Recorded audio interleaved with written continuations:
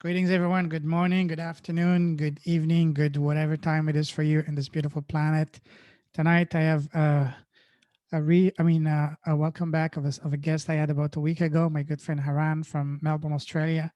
We had such a fascinating call and conversation last time that we couldn't finish it. Otherwise, it would have been like a 2-3 hour talk. So we had to cut it part one last week, which will go live actually tomorrow. By the time you see this, it's already live. So tonight we're going to be talking about part two, so which will be exciting as well. So Aran, my friend, welcome back on the show. Yeah, thank you. Thank you. Thank you for this opportunity as well. Very welcome. So how are you today? How's your day today? Oh, it's been great, actually. Well, I can't say great. I don't know how many people will interpret it like that because we just had an earthquake. Oh, I felt for the first time in Melbourne. It was, I think they call it Richter scale, 6 on the Richter scale. what time was And it? it was probably just about half an hour ago. Oh, wow. Yeah. So where were you when it happened? Were you at home? Were you? Yeah, I'm in my apartment, and the thing is that it's a tall rise building as well, and you can't get out. And it was Ooh, just shaking, and then I was like, "Wow!" First time I experienced it. wow. So how did you feel? What was the first feeling that got in your mind? Panic, freaking out, or relax? Well, first I sat down and I was just observing it and checking what's going on, and then the whole windows and everything started moving really, vigorously. So I was just thinking whether it's going to collapse and what do I need to do. And then I was thinking, what can I do? That's all. And then it took probably about 20 seconds, probably. It was shaking and then stopped. On what floor are you? I'm on the sixth floor, actually. Okay, so jumping might not be an option, I guess. Flying, Unless you take some, probably. so you take some your blanket or something. I don't know. Yeah, no. So you didn't record it with everything shaking around with you on your No, phone.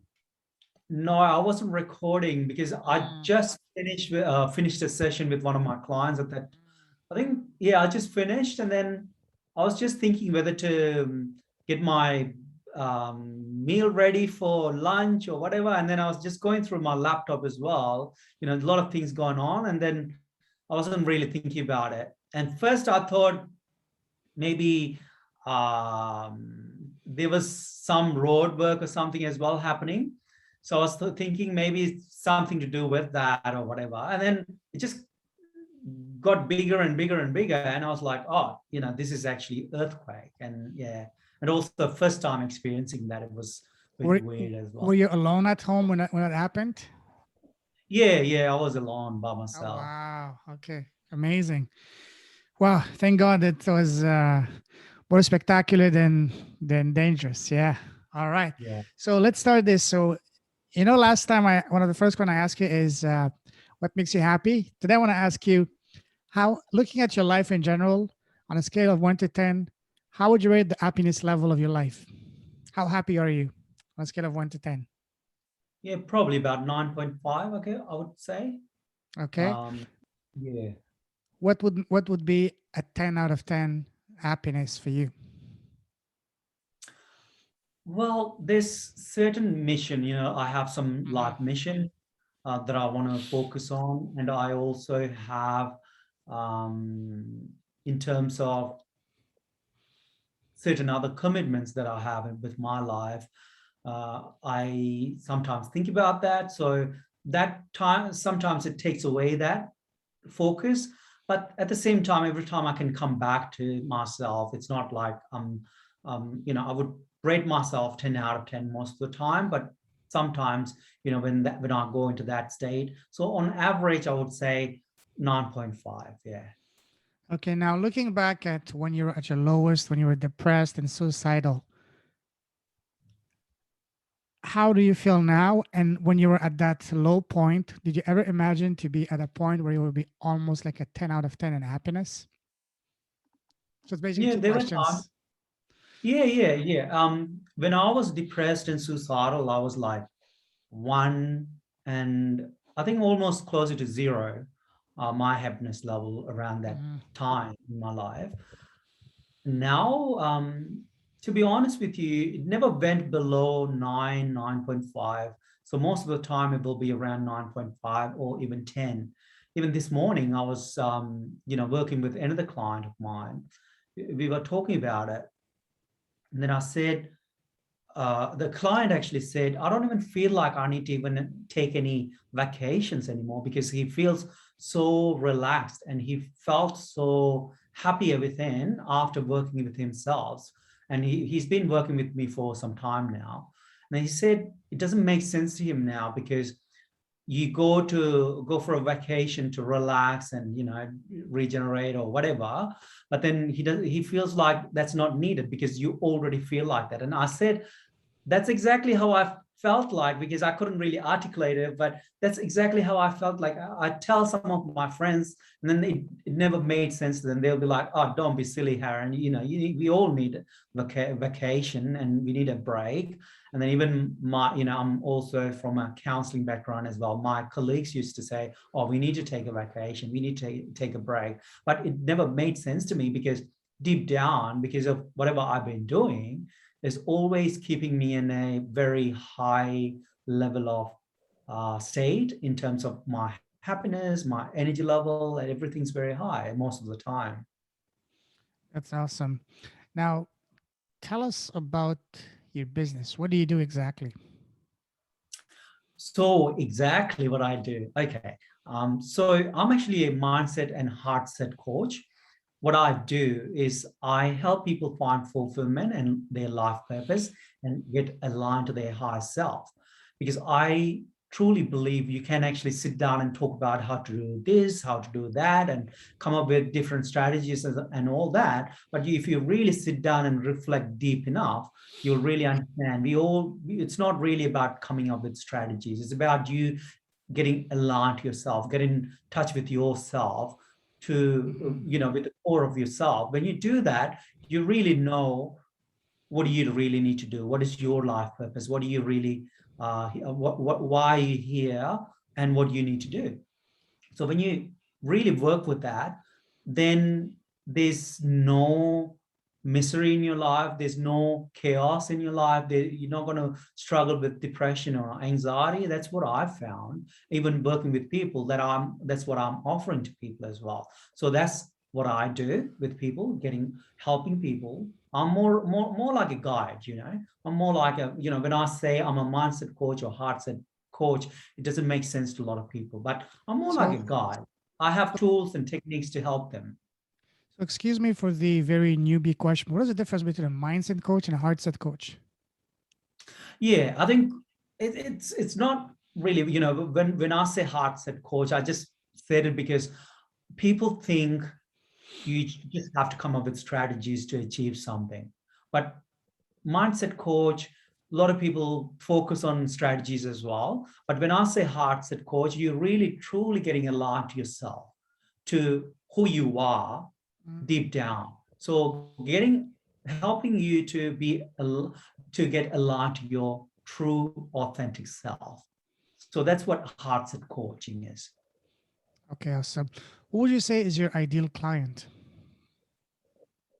Well, my ideal clients are people who feel unfulfilled. People, for example, people might be working, doing things in their life, but they feel like there's something missing. They feel unhappy. Whatever they do, they feel unfulfilled. And they feel like there's more to life than just going to 9 to 5 work and living the same life again and again. And then they want to find that fulfillment and happiness and find their purpose. And if somebody's open, then I also help them to get aligned to their higher self and realize the true potential within themselves. Okay, awesome. Tell us about the most remarkable example of transformation you've seen from one of your clients going through your program or going through your help. Oh, there's few actually. I I always love remember when hearing I that. Yeah. See, when I first started coaching, I was using mainly hypnosis at that time, and I was very new to coaching as well. And I was also getting going through counseling as well, learning counseling, doing my degree. At that time, I didn't have many tools. And I had someone coming to see me. She was overweight. And she was telling me, I tried everything, Haran, all the diets and everything. I've seen some other people as well. Nothing worked for me, but I connected with you. I started talking to you. I felt like you can probably help me.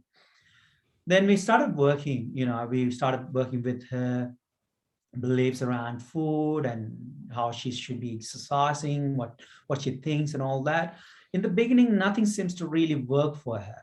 Then at one point, I asked myself, maybe we really need to tap into the subconscious mind and connect to that root cause that's actually stopping her from living the life that she wants to live. So when we started working with her, we went into the root cause of the problem. The root cause of the problem was, as a child, she was sexually abused. And when she was sexually abused, she told herself, if I was only bigger, I could have protected myself. It was also a Mm, very traumatic experience for her. mm-hmm. So from that day onwards, she started putting weight and she couldn't understand why. But her subconscious belief was, if I was only bigger, she could have protected herself. So that belief kept her as a big person. And then few years later, she actually brought someone to see me. We continued with that therapy, the coaching, and she lost weight. And then a few years later, she brought one of her friends to see me as well. And then she was still she was fit and she was very flexible and very lean as well and healthy. And That's amazing. when she spoke to me, she was like, Haran, since we have done that coaching, I realized that's what was stopping me. And I was able to carry on living a healthy and happier life after that. And then, hearing that as a coach, I want to make those impact in people's lives. You really see that you are living that, your life purpose in a way. When I first started all these things, I told myself, even if I can touch one person's life, that's enough for me. But now I can touch my heart and say, I made, changes in hundreds of people's lives. And not only that, there are people who were suicidal. I was one of them long time back, but then people who were suicidal, they totally came out of that. And people who were depressed, chronically depressed, they came out of it.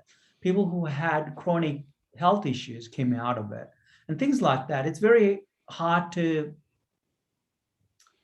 logically explain to people unless you go through this process, because this is a Exactly. subconscious process. And also we go beyond the subconscious mind as well. We work with the superconscious mind as well to help you align to your higher self. So when we work with that, it doesn't make sense to a lot of people because most people are on the conscious level. So it is what is actually making me keep doing what I'm doing. Even this morning, my first client was at 6:30 a.m. And Whoa. some people are, why do you do that, Haran? Why don't you start at 9 o'clock or 10 o'clock? And I said, I'm really passionate about it. Yeah. And also, it's not just that, sometimes the time doesn't work. So whatever works for my client, I'm happy to do that, because every time I work with people, I don't feel tired. I feel empowered. I feel so energized Exactly. after working with people. Absolutely. Especially when you do something you enjoy with a purpose, it doesn't become work anymore. It's like your passion. You do it for free anyway. That's awesome. So 100%. when you said you helped that client of ours, when you said the deep root was when she was sexually abused, was that in this lifetime or a previous lifetime? In this lifetime as a Okay. child. So when you take someone down the path of, to locate the deep root of whatever is blocking them. So on average, when you do pinpoint and find that cause, I know it's very difficult to say generally speaking, but how soon do you see people usually overcome that blockage on average usually? Is it like immediately, within a week, within 2 weeks, within a month, within a year, or? I would say a few months, usually Okay.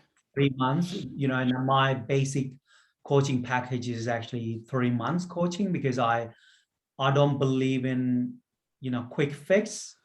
You need to really work with the root causes of the problem, and Mhm. there are certain things that you can do.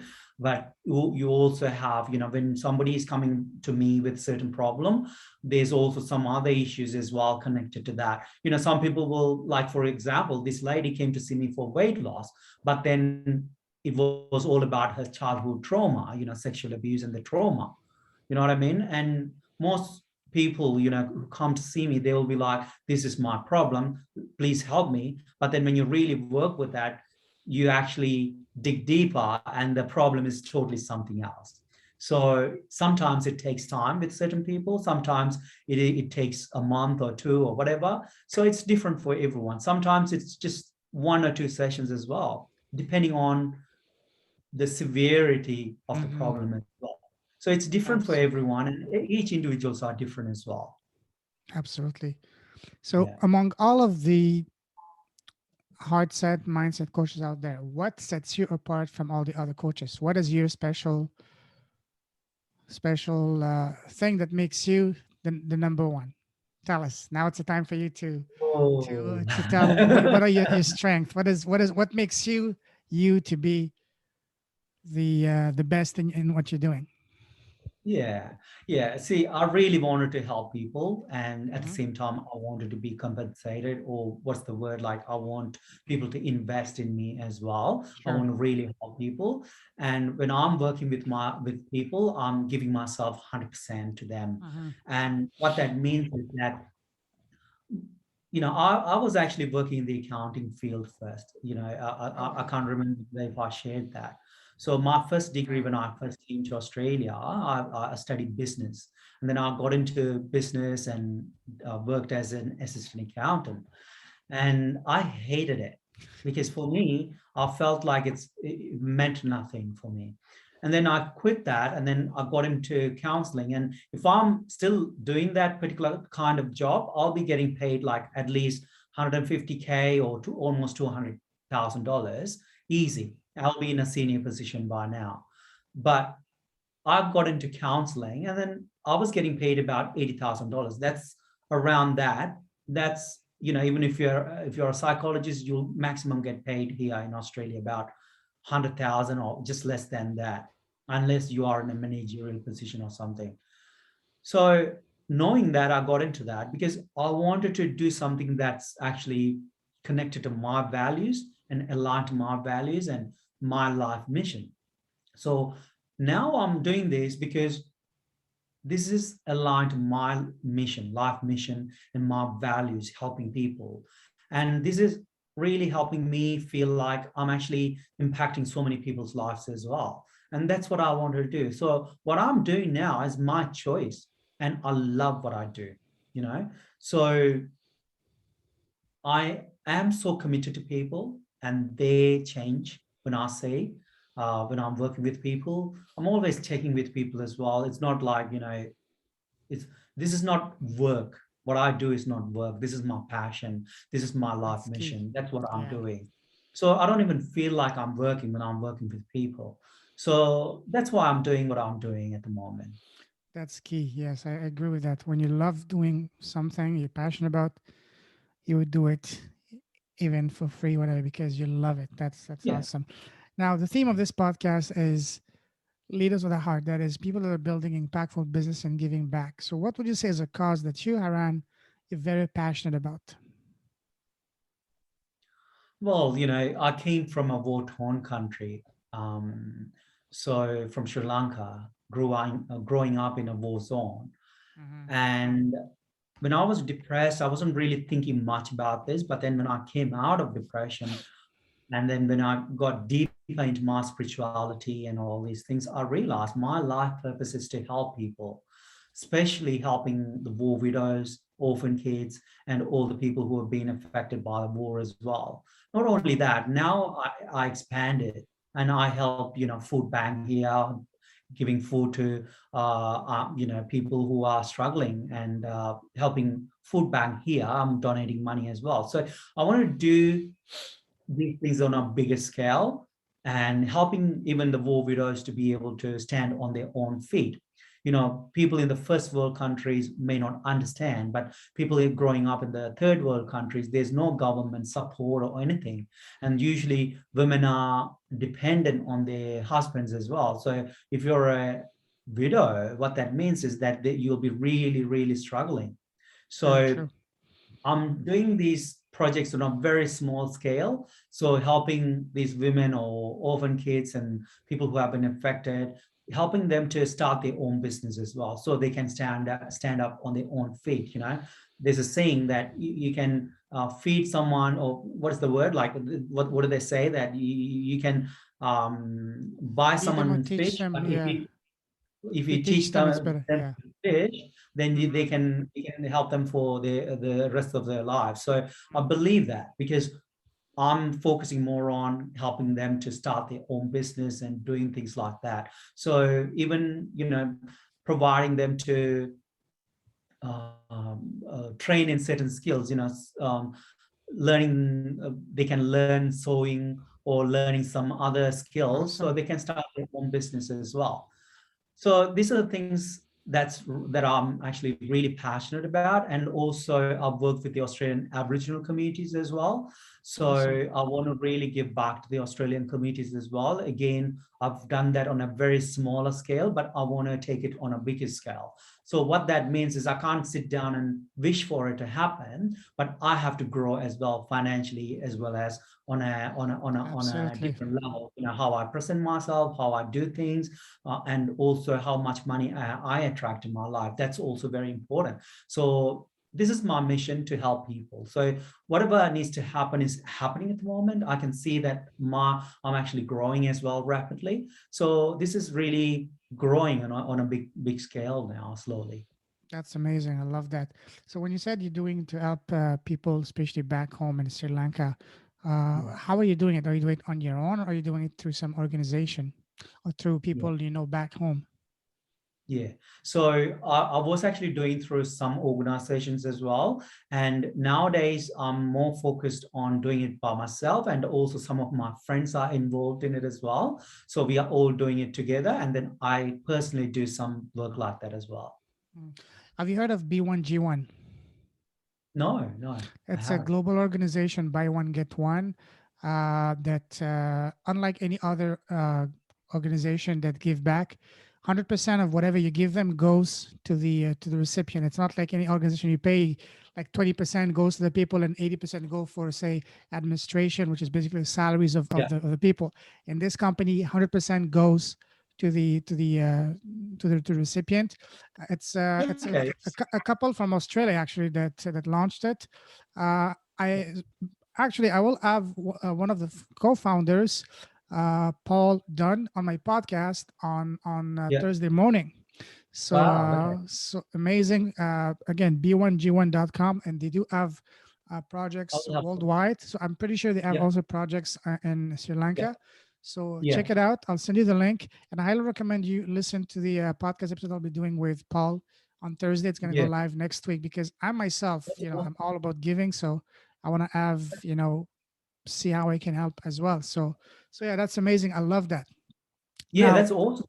Yeah, that's really awesome. One of the reason I actually do it independently and doing it with mm, friends at the moment is because when we first started doing some work through other organizations, there's some admin fee. And also exactly. when it goes from organization, what was happening is sometimes there's a lot of money going into one particular organization or orphanage. So the Yeah, orphanage is actually flooded with a lot of money coming into them. So what I realized is that rather than that, because I grew up there, so I know people. So connecting with exactly. some people and asking them, can you find certain families that I can help them? Then connecting through them and then sending them money to their Hmm. bank account directly. That's So perfect. 100% Yeah, goes to their bank account directly. That's what we are doing at the moment. But even if B1G1 is going to give 100%, then that's an awesome idea as well. I'll look into that. Yeah. yes, absolutely. Yeah, I totally agree with you because That's one of the reasons that I was not keen to helping, to for charities, because God knows what exactly goes to the actual recipient, and everything goes to pay for the salaries of people that don't really need it in the first world Yeah, countries. So that's why. But once I yeah, heard about the B1G1, yeah. and I actually was referred to them by an amazing gentleman I had on my podcast not long ago, who's doing amazing goodwill around the world. Super smart, successful entrepreneur from actually also from Melbourne, Australia. I'm getting a lot of Australian amazing people, Wow. and through his organization, they've had and they're collaborating with B1G1. Last year Yeah. alone, they helped over almost 1.1 million people worldwide. Wow. So yeah, that's amazing. B1G1 is really doing amazing thing. I'm excited to get to have the Yeah. co-founder of my podcast in a couple of days and talk to them. And I definitely would be interested in seeing how I can help them as well. So tell us, Aran, how do you want to be remembered? I don't mean I.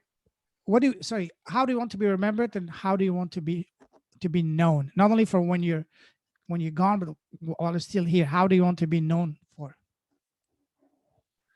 Well, you know, is it very hard for some people to understand if I just give you an answer straight away? Mm, I want to kind of just disappear into the space, into, and I don't want to be remembered. I don't want oh to, wow. yeah, that's me. And I want to help people. I want to do a lot of different things. I want to have a lot of projects, but I don't want to be remembered. And I want to just, when I learned about this light body activation and all that, part of that is also about you being able to let go of all the links that you have, the attachments that you have, even the ideas that you leaving a legacy behind. Well, you can guide people to create their own, do good, but at the same time, or empowering people to do good. But at the same time, I feel like, I don't want to be remembered. I want people to do good to this world. And but at the same time, I don't want people to make it about me. I want people Mm, to make it about other people and helping other people. Yeah. So it's an interesting question, because even, I think end of last year, I caught up with a few of my friends, a couple of friends actually.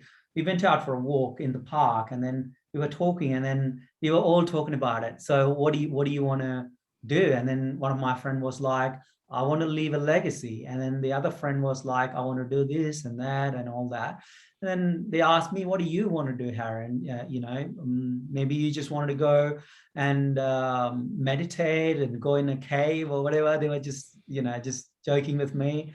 And then I said, no, I don't really want to do any of those things anymore. I just wanted to kind of disappear. I want to do good. I want to do everything. And, that's why I never even focused on accumulating any wealth or anything like that. Because for that's me, awesome. I take it, and whatever is necessary, I need place to stay or live or do those things as well. But when I leave, I'll leave. I don't want people to focus on me. That's If I, if amazing. I'm if I'm dead, I want to be dead. I don't want people to wake me up. Yeah, that's very. How do you say it? Um, that's very selfless of you. That's very, in a way, that's not about you, but about other people. That's amazing. Really appreciate it. I don't know if Awesome. it's selfless or selfish, because I don't know, for some reason, if you really wanted to be, um I think enlightenment, the word is Mm, used very loosely here. People say, "Oh, I am enlightened. I experienced this, so I am enlightened." But people use it loosely. But in the Eastern tradition, we say mukti or nirvana, or we have samadhi, those kind of words. So when you want to get into that state, you want to let go of all these attachment. That's in a way selfish as well. Me trying to be selfish, I guess. mm, But that is where I'm focusing on. That's where I want to go. It's not that you're going somewhere. It's about you going within even deeper. So it's me being selfish in a way as well, but at the same time, I want to do whatever I can at the same time to people around me. Yeah. Would you say altruist is a better word? Our choices. No, altruist. So, someone is altruistic. Very. It's all about others, giving for others, and not. I don't know if it's the. I'm explaining this correctly. Altruistic. You know. No, I've never heard that word. But yeah, for me, it has been, especially since I Mm-hmm. came out of my depression, since I got Mm-hmm. deeply into my spirituality, and when I truly learned certain things, and since especially after I experienced that oneness experience and all that, it became more about that. So because I know if I'm helping someone, I'm not helping someone else. I'm actually helping myself. If I'm doing something for someone else, I'm doing something good for myself. If I'm doing good deed, I'm doing that to myself because I know that I experienced that. It's not even a belief because I experienced it. When I say belief, some people don't understand what belief and reality is. Belief is, I know this is my hand. I don't have to believe this is a hand. I know this is a hand. But if I believe there's a religious belief is Mm-hmm. some sort of belief you have because you don't have an actual experience. You believe based on some scriptures or someone else telling you something. Even whatever I share with you, you can choose to believe it or not. But when it becomes your own reality, then it's a totally different story, isn't it? Yeah, absolutely agree. Now, moving on forward, what would you say has been the best piece of advice you've ever received so far?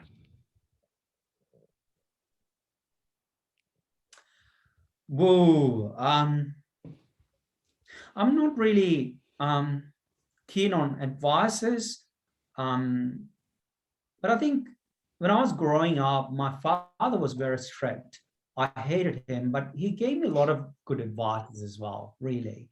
Um, and at the same time, some of them are very limited as well. Mhm. And I wouldn't blame him, but he wanted the best for me. And at the same time, there were certain mentors, I would say. It's not necessarily advice, but they really worked with the deepest part of me, the subconscious mind. Or, there are other teachers who helped me, like Master Choa. He is the modern founder of pranic healing.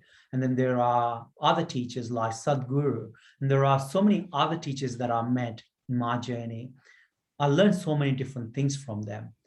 But most of the things, the best thing is all about going deep within to find the answer.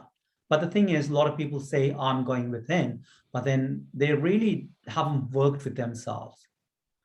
So you need to also work with yourself. Otherwise, these filters that you have, your past experiences, trauma, or whatever that you have experienced, it's not going to really allow you to go deeper within. So you also need, that's why like I still have mentors and coaches for myself. Nice. And Yeah. because I still have blind spots, I still have problems and challenges. So it's very important to have that as well, support in your life. So I have a lot of different people in my life. So I can't just say this is the best advice because all of them actually served me in some different ways. Speaking of mentor, do you have any tips on how to find a good mentor? Hmm. I think for me, always ask whether if the mentor is actually empowering you to really get in touch with yourself and also see if they are living that life as well. I know that a lot of people go to psychologists or counselors and psychiatrists, and then, for example, they want to lose weight, but their psychologist overweight and then giving them advice or giving them counseling about how to lose weight, or the psychologist is actually, I know people, are psychologists or mental health nurses, they are on psychotic medication or they are taking some sort of antidepressants or something, but then they're trying to help other people as well. You can guide people in a way, but at the same time, Are they the right people to really help you? You know what I mean? Mm-hmm. Because you need to find someone who can really help you. You want, if you want to lose weight, you want to find someone who's really fit and flexible, and they can Of they have a lot of strength. If you want to Mm. find someone who can help you to be happy and find fulfillment, you want to find someone who's already fulfilled, feeling really happy with their life, Mm-hmm. and they have a lot of clarity in their life. So you need to find people like that rather than keep on going to these things because your doctor tell you to do it, or someone else tell you to do it. So that's the most important thing. That's what I realized as well, because like, how many people, they want to save money, they want to invest, but then they go for advice from their parents or their friends, but then their friends are broken. They're fully broken, and their parents have Very true. no idea about what to do with the money, but then they go for advice from them.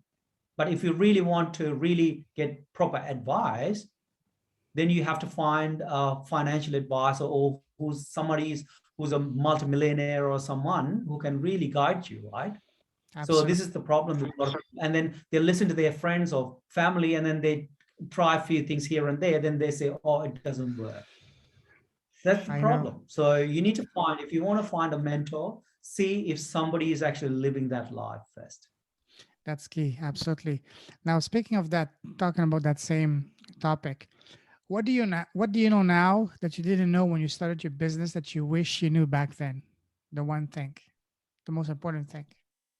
Yeah, I think there are a few different things. One of them is that when I first started my business, because you mentioned business. So when I first started my business, I never treated my business as a business.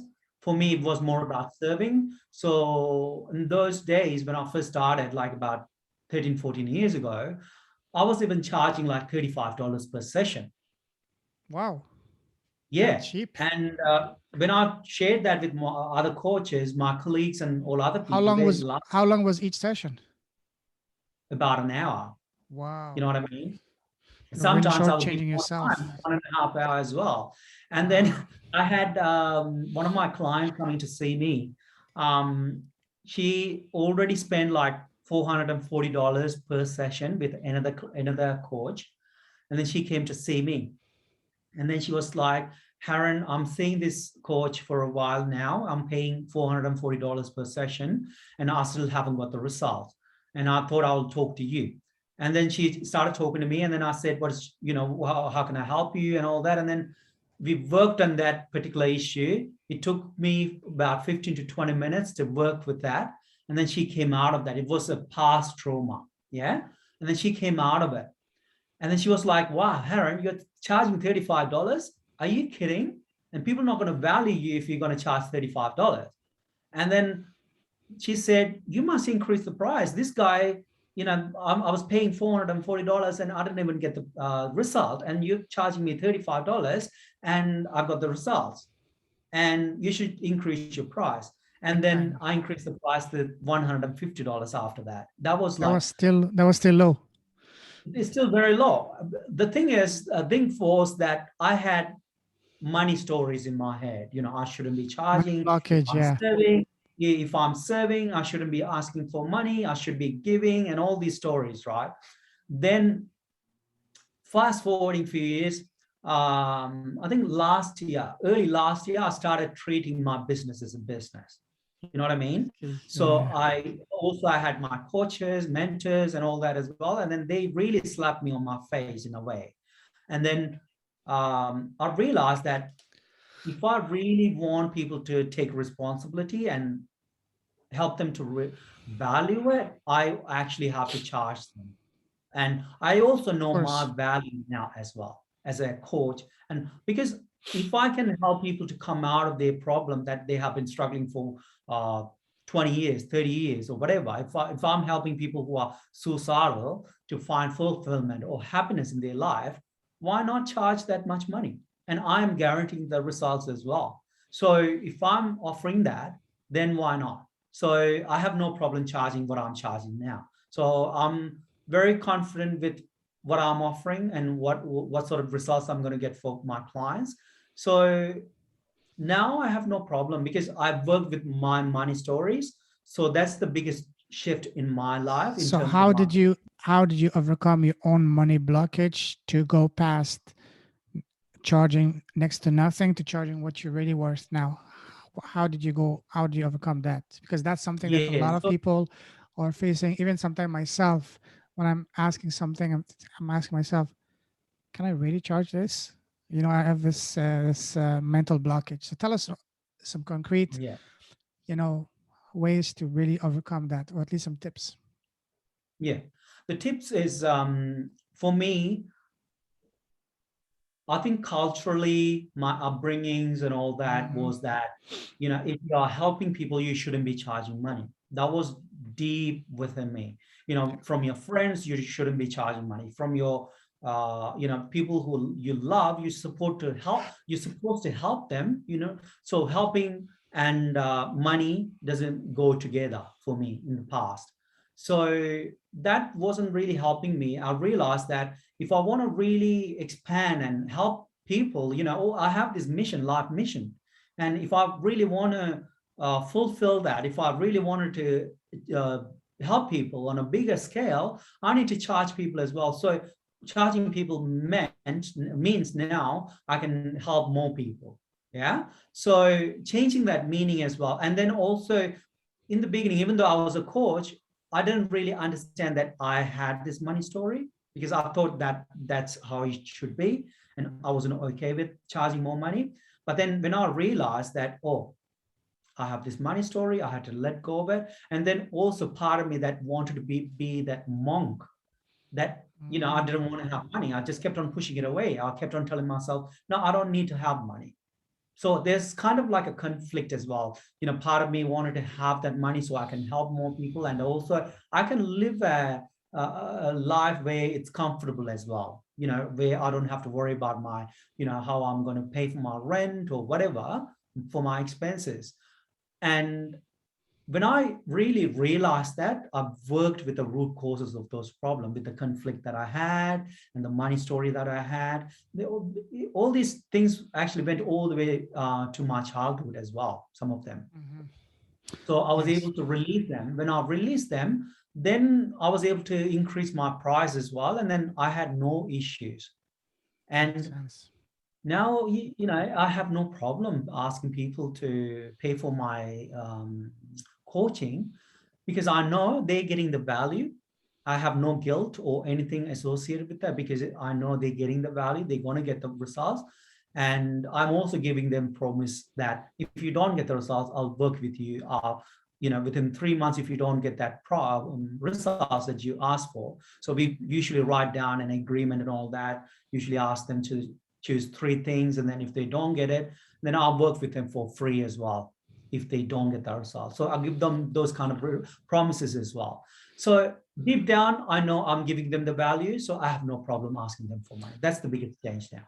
So I believe that the fact that now that you have this belief in yourself is based upon your experiences, and you know for a fact that, and all those people that you've helped, that actually helped them, overcome their whatever they were facing with. You have the experience now. You know how to do it exactly, and that gives you the peace of mind, the confidence to overcome this doubt. Yeah, that makes total sense. Absolutely agree with that. Yeah. All right, so now let me ask you now to finish some fun questions. Do you have your own podcast? I don't have my own podcast. So I kind of started last year, but then it was kind of too much work for me, as in Mm. you had to find someone, and also at the same time I had my coaching on the side as well, and I was working full time as well at that time when I was doing that, and then I had my coaching business and everything. So I thought it was a bit too much. um, Which part was it? The editing, the putting it together, or the whole managing and finding people and sitting all of down and that, recording? All of that. all of Okay. that, all of that, all of that. Okay. um, Makes yeah. sense. You And you know. have to be consistent as well when you do that. You can't just do it Oh today yeah. and then not doing it for a month and then you do it, sometime later. It's not going to work. So You yeah, know, that's why. I've had over 85 people on my podcast so far. And when I ask them, do you have your own podcast? I would say about 80 to 90% say no. And when I say, what is the number one reason? It's either I don't have the time or just too much work. So it Yeah, makes sense. All right. yeah. Now imagine that you add your podcast today, and today you have the most special guest in the world, which is yourself. So you're interviewing yourself. What would be the first question that you would like to ask yourself? And don't think too much. What is the first question that comes to your mind? Is it possible to live a happy and fulfilled life even though you have gone through so much trauma, so much misery in your life?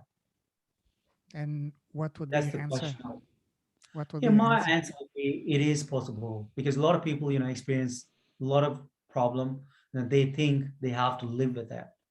And I know based on my education, based on my experience, based on my experience working with my clients, I know it is possible. And if I can come out of all the trauma that I went through, anyone can.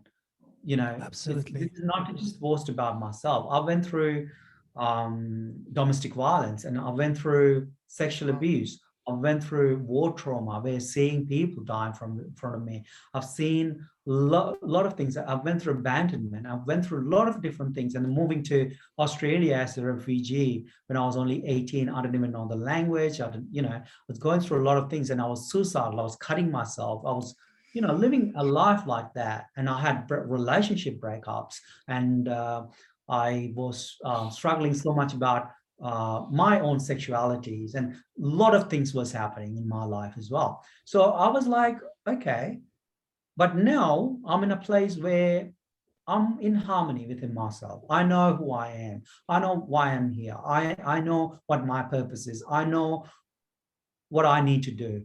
You know what I mean? So when people say that they are depressed, look at me, my life sucks, and all that, I reach out to people and say, hey, I can help you. But the thing is, they have to take the step towards me. You know, I um, I saw someone probably about a couple of months ago. She put a video, live video. She was crying and she was saying, "My life is miserable. I'm so depressed. I'm on antidepressant. People don't understand how hard it is and all that." And then I reached out to her and I said, "Hey, I work and I do all these things." She knows me for some time. You can always reach out to me if you want. And then she sent me a message. I'm totally fine. That's the message she sent me. She just cried and she put a video. And then I replied a message there. And then she sent me a message saying that. So Maybe she this just is the needed to life. get things off of her chest. Maybe sometime. You need that. Yeah, that too. But the thing is, that's not going to solve the problem. You know what I mean? But Absolutely. sometimes Yeah. people don't want to solve the problem. They want to cry. They want to cry. They want to cry. Hmm. But that it comes down to whether if it's an attention-seeking thing or if it's really something Yes. you really want to work on. You know what I mean? Yes. So even another person as well, like she said, she tried to kill herself like 7 or 8 times, and then I offered and I said, I can help you really. And I went through this. I've helped so many other people as well. I can help you, but it's up to you whether you want to reach out.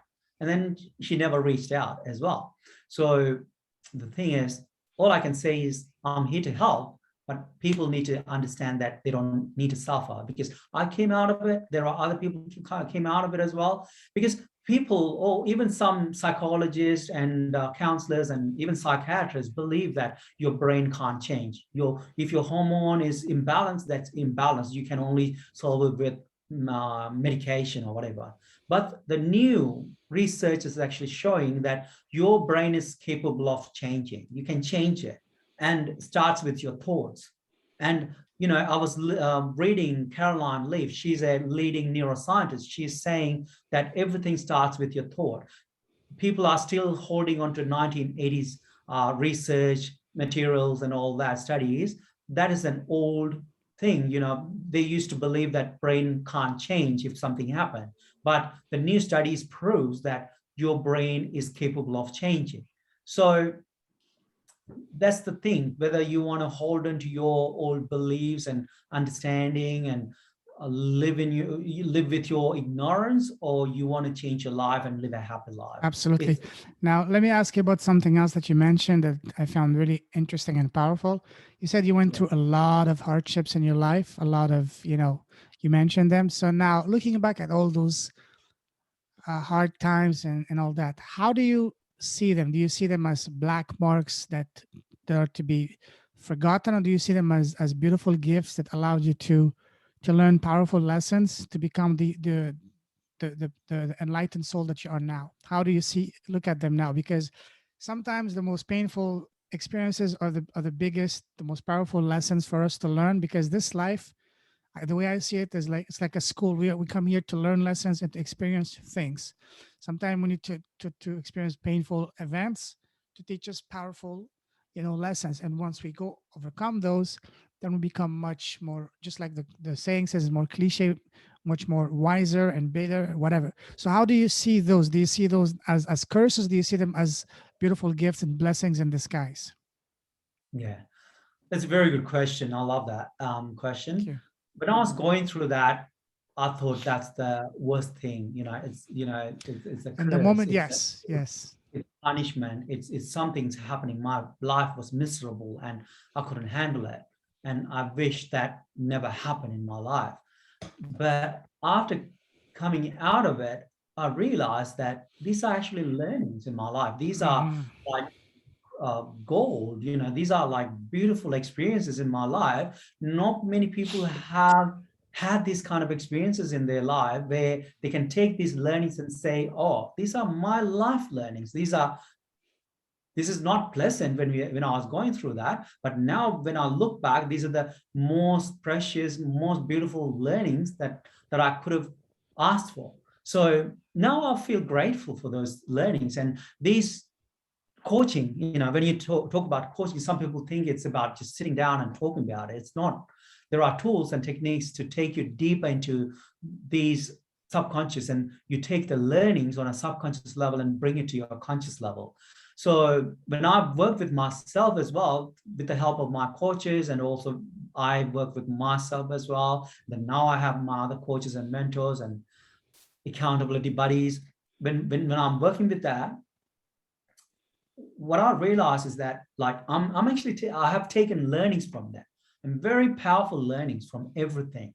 And without them, I wouldn't be where I am now. I would be probably an accountant, or a senior manager or something else now, in an accounting firm or somewhere.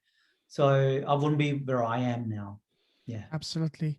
The way I totally agree with you. The way I see it is that, when something bad happens to us, we wonder, we whine, why me? What did I do to deserve this and all that and all that? We feel bad, depression, and the state of depression, suicidal. I've been to that as well. But then instead of that, what we need to do is ask ourselves, because asking the right question is powerful. The power of question is absolutely phenomenal and very underrated. When you ask the right question, instead of asking, why me? Why did I do to deserve this? Instead of to ask, what is a lesson here for me to learn? What is life, God, universe, whatever you believe in? What is it trying to teach me through that lesson? If you ask that question, then you see things from a totally different perspective, and that's going to allow you to really understand the deeper meaning, and also in the toughest times to really overcome very, very difficult times. That's how I Yeah. overcame some very tough, personal life. Like my father just passed away 2 months ago from cancer. Oh, sorry. So, Okay. thank you. I never was religious, but since the start of the pandemic, I started getting really interested into spiritual things. So I've had a spiritual awakening, and all of these books and videos I watch. This is what has really opened my eyes to what is the real meaning of life and all, and that's what really allowed me to overcome this very tragic and very difficult time. Because without this, I would have gone crazy. But now I know Yeah. is this life is just another phase of our growth at the soul level. Yeah. So, Yeah. so that this has really allowed me to basically stay sane, because without this I would have gone crazy. It's not easy That's to so to go through powerful. some. Yeah, Yeah, that's very powerful, man. Yeah. yeah. So yeah, so wow, that's thank you for sharing those, and absolutely amazing. Just like you, I also grew up in a war-torn country, but that's for another story. So we have a lot of in Yeah. common. So that's awesome. So now let me ask you, One question that I love asking is, what is the smallest thing you've done that has had the biggest impact in your life and business? I'll give you an example regarding for me personally. For me, the smallest thing I've done that has had the biggest positive impact has been starting this podcast, because it's allowed me to connect with incredible human beings, have beautiful, deep, meaningful conversation with total strangers from around the world. But yet, once we start talking, we feel this Mm, connection that we're almost like we've known each other for a long time. So, and this has opened so many opportunities, connections, networking, but also amazing friendships with people from all over the world. So for me, that yeah. was the smallest thing that I've done that has had the biggest impact in my life. How about you, Aran? What would you say is for you the smallest thing you've done that has the biggest impact so far in your life? What came to my mind, I'm sure there's a lot. What came to my mind is starting my meditation. Mm, So that really helped me a lot in my life to tap into different dimensions, tapping deeper within myself, accessing certain things in my life or my learnings, so many things. And also, not only that, my health wise and many different aspects, I feel I live in a different state of mind compared to general public, where most people are caught up in the fight and flight response and so stressed out and all that. But I feel like I'm more focused. I'm a calm person. I love people as well. A lot of people say that they can't connect with people or they don't like people, but it doesn't make sense to me now, because I know I used to be that person, but now it doesn't make sense to me in a way, because I feel like it's me. If I'm ignoring someone else, I'm ignoring a part of myself there. So that's me. So I think that meditation actually made a huge impact in my life. mm-hmm. Yeah. I totally agree. And that's one thing I also have been meaning to get into myself, but for some reason I haven't, is to get into meditation. But I'll definitely get into that. So if you have any resources, any books, any YouTube channels, any podcasts, whatever that is good for getting into meditation as a beginner, I would be very grateful if you can recommend that either right now or even after. If you can send me any links that could help someone like me that's newbie that wants to get into meditation, I would be very Yeah, sure. grateful. Yeah. Yeah. I have a recorded meditation that I Oh, have. wow. I can Beautiful. share it with you, with Yes, your audience as well. I'm absolutely. I would happy to love to do put that. it on the show notes. Yes, absolutely. Yeah. Yeah. Yeah, All I'll right. do that. Awesome. And yeah. Okay, cool. So, listen, we can talk for hours. I love talking to you. You're such a beautiful soul. And this is our second episode. We're already at 1 hour. I Thank thought this would be like a 20 minute, but it's again one hour. And there's so many more questions I haven't even asked you. We would have to do a part three, but we'll do part three in a few months. But Yeah, that's that'll for be now. good. Yeah, I would to love see to do that. how you've progressed and how things progress for you and for me and all that. Yeah. So before we wrap, do you have any last word of wisdom to share with anyone that will be watching this? Yeah, all I wanted to say is that whether you are going through difficult times in your life or anything Mhm. that you are experiencing in your life, all I wanted to say is that your life that you're experiencing, if you look back 10 years after, you will really see that these are learnings in your life. Mhm. So, everything that you go through in your life, ask yourself, what are the learnings from this particular event? Even it Absolutely. could be the most horrible things that happen to you. Somebody stealing from you, or somebody's raping you, or whatever happens. I'm using certain things Mhm. here. But whatever happens in your life, ask yourself, what is the learning for me What is the from this lesson? particular Yes. event? And then take that learning and move forward. And remember, your life is your making. So life is, in another word, we say, in the Eastern tradition, we say life is your karma. So it doesn't mean that God is punishing you, telling you this is this and that. Karma literally means, the word karma literally means action. So your life is your action, the Mhm. accumulation of whatever you have done. It's cause and effect in a way. So your life is your making. So what are Love you willing? that. Love that. Now, if someone wants to connect with you, what is the best way to do so? Yeah, they can look at me and Haran Singham, HARAN SINGHAM for Mary, Haran Singham. On Instagram, Haran.Singham. On Facebook, Haran Singham. I have a Facebook group as well. It's called The Happiness Mission. Love the name. So yeah, thank you. Mm. So I have a lot of people in there as well. So you can join it's a free group and you're more than welcome. I put a lot of different contents there in terms of mindset and spirituality and all sorts of different things there. So you are all welcome to join. Absolutely, and I will join it myself as well. Thank you for that. So, listen, Aaron. Aaron. It's been an absolute honor, pleasure having you back to back on my podcast within a week. You're a true. I salute you. You're a true leader with a heart. Keep shining your light. Keep doing God's work on this planet. You've been brought here in this lifetime for a specific reason, a specific mission and purpose, and that is to help people become happy and find their happiness and be the best they can be. So, keep doing what you're doing. You're a gift to this world. Stay safe. God bless, my friend, and we'll definitely keep in touch. For you, it's Thank you. early Thank morning, so have a great, fantastic, as we say here, have a fantabulous day in front of you. I'm Thank you. sending love to everyone who's watching this and listening to this. And thank you. Thank you very much. Take care. Bye bye. Bye.